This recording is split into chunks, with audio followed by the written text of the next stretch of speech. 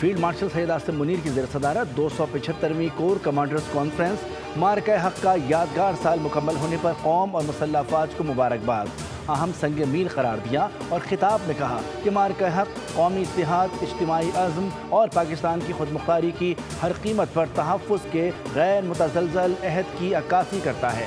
مقبوضہ کشمیر کے عوام کی جدوجہد کے لیے پاکستان کی سفارتی، سیاسی، اخلاقی حمایت کے عزم کا اعادہ۔ فورم نے آپریشن غزل الحق کے ذریعے دہشت گردوں اور معاون انفراسٹرکچر کی مسلسل تباہی کا احاطہ کیا۔ کہا کہ افغان طالبان رجیم کی دہشت گردی کو سپورٹ افغان عوام کے مفادات کے مکمل برعکس ہے۔ یہ رجیم اپنے عوام کے سامنے بے نقاب ہو چکی ہے۔ شرکا نے شہید جوانوں اور معصوم شہریوں کو زبردست خراج عقیدت پیش کیا۔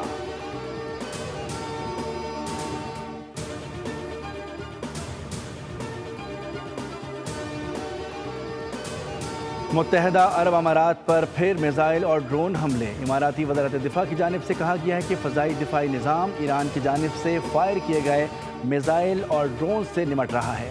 سوشل میڈیا پر پیغام میں بتایا کہ ایران حملوں کے بعد دفاعی نظام کی کارروائیوں سے ملک بھر میں دھماکوں کی آوازیں سنی گئیں۔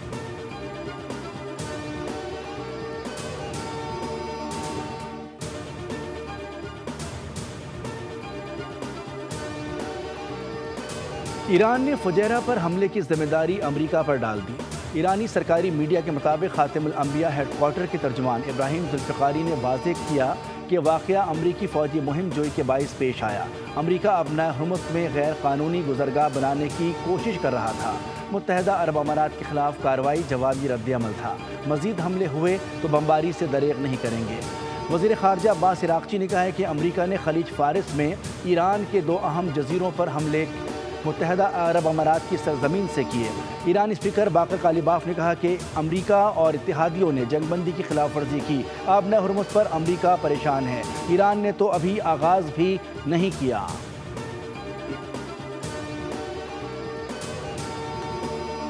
ہندوستان کی ہندتوا سامراجی ذہنیت اس خطے کے امن اور ترقی میں سب سے بڑی رکاوٹ ہے۔ وہ نہیں جانتے کہ دنیا کی کوئی سازش اور کسی قسم کا انتشار عوام اور پاک فوج کی انمٹ محبت کے درمیان نہیں آ سکتے۔ جب یہ جنگ لڑی جا رہی تھی اور وہ بیانیے کا محاذ ہو، وہ سفارتی محاذ ہو، وہ عسکری محاذ ہو، ہمیں فتح عطا فرمائی۔ وزارت اطلاعات و نشریات کے زیر اہتمام کتاب دی بیٹل آف ٹروتھ کے اجرا کی تقریب۔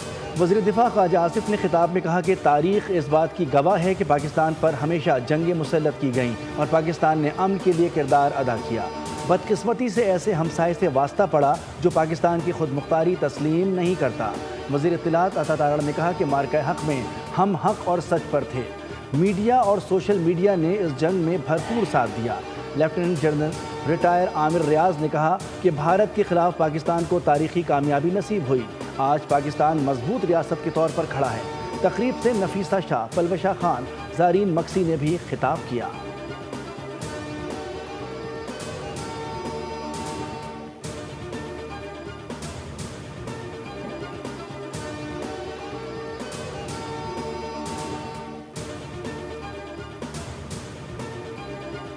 وارفیئر کے جو مینز ہوتے ہیں they are 10 times effective than the physical means۔ پاک فوج اکیلی نہیں تھی، پوری قوم فوج کے ساتھ تھی اور الحمدللہ اس سب سارے اتحاد کا بھی کیسے یہ نکلا کہ پاک فوج سرخرو ہوئی۔ عظیم فتح، قومی عزم اور جرت کی شاندار داستان کتاب معرکہ حق کی پروقار تقریب رونمائی۔ مختلف شعبہ زندگی سے تعلق رکھنے والے افراد کی بڑی تعداد میں شرکت۔ کتاب کے مصنف کرنل ریٹائرڈ اشفاق حسین نے کہا، قوموں کی تاریخ محض واقعات سے نہیں بلکہ جذبوں، قربانیوں اور اجتماعی شعور سے مرتب ہوتی ہے۔ معروف عسکری تجزیہ کار اور مصنف بریگیڈیئر ریٹائرڈ سہولت رضا نے کہا، معرکہ حق قومی تاریخ میں ایک اہم اور قابل قدر اضافہ ہے۔ یہ کتاب نہ صرف ماضی کو محفوظ کرتی ہے بلکہ مستقبل کے لیے ایک فکری سمت بھی متعین کرتی ہے۔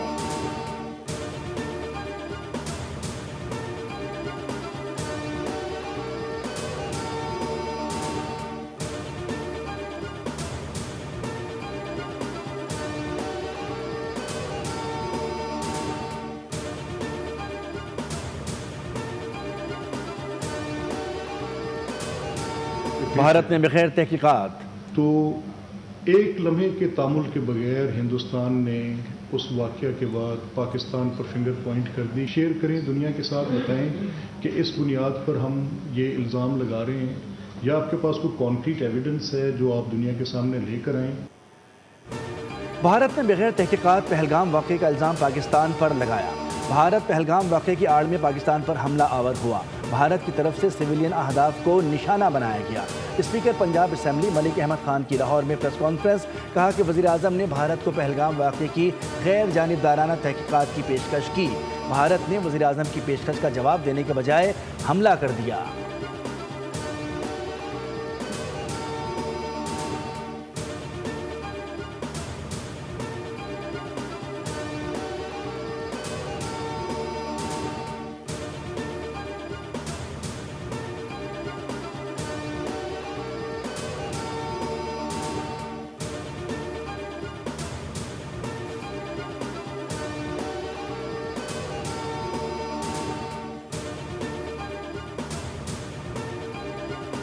بھارت کو دودھ چٹائی تھی 10 مئی کو, جس طرح ان کے رافیل گرے تھے, تو وہ پوری دنیا نے دیکھا کہ پاکستان زندہ آباد ہے, اور Pakistan army, Pakistan arm forces ایسی نہیں ہے کہ آپ ان سے فضول میں انہیں تنگ کر سکتے ہیں. I think it's an incredibly proud moment for all Pakistanis. Sure that. All age groups, especially me, my generation, incredibly proud of our accomplishments as a nation and our army. So we're always there to support them in any way we can. مارکہ حق کے 1 سال مکمل ہونے پر قوم کو مبارکباد. مختلف شعبہ زندگی سے تعلق رکھنے والی شخصیات نے پاک فوج کو خراج تحسین پیش کیا. سیاسی اور سماجی حلقوں نے کہا کہ ملکی دفاع اور استحکام کے لیے پاک فوج کی قربانیاں بے مثال ہیں. شعبے ستاروں, بزنس کمیونٹی اور سیاسی اور سماجی شخصیات نے قومی اتحاد کا مظاہرہ کیا.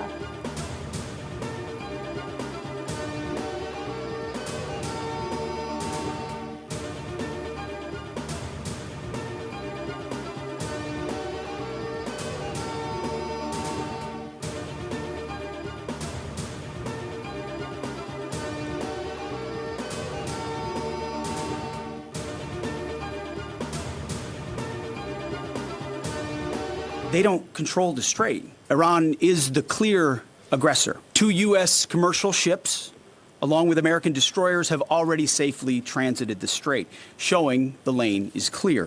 We know the Iranians are embarrassed by this fact. They said they control the strait. They do not. And we can run ships through. And we're going to help the world run ships through. And if they hold it at issue, the whole world knows who's doing it. It's not us. We're willing to open it up. It's Iran, and that creates a dilemma for them. We hope they make a deal. آبنائے Hormuz Iran کے control میں نہیں. Cease fire برقرار ہے, لیکن Iran cease fire کی خلاف ورزی کر رہا ہے. آبنائے ہرمز کا محاصرہ جاری رہے گا. ایرانی بندرگاہوں کا گھیراؤ کر رکھا ہے. امریکی وزیر جنگ پیٹ ہیگزٹ کی نیوز کانفرنس, کہا کہ اپنے ڈسٹرائرز کے ذریعے ایران کی معمولی صلاحیت کا بھی خاتمہ کرنے جا رہے ہیں. آبنائے ہرمز کی بندش کی وجہ سے 22,500 ملہ پھنسے ہوئے ہیں. جنرل ڈین کین نے کہا کہ ایران نے امریکی جنگی جہازوں پر 10 اور تجارتی جہازوں پر 9 حملے کیے. ایران نے 2 تجارتی جہازوں کو قبضے میں لے رکھا ہے. امریکی افواج ایران کے خلاف بڑی کارروائیوں کے لیے تیار ہیں.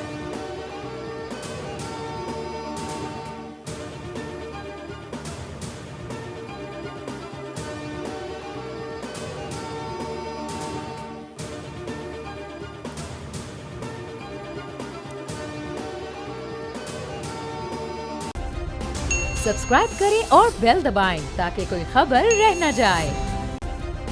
سبسکرائب کریں اور بیل دبائیں تاکہ کوئی خبر رہ نہ جائے.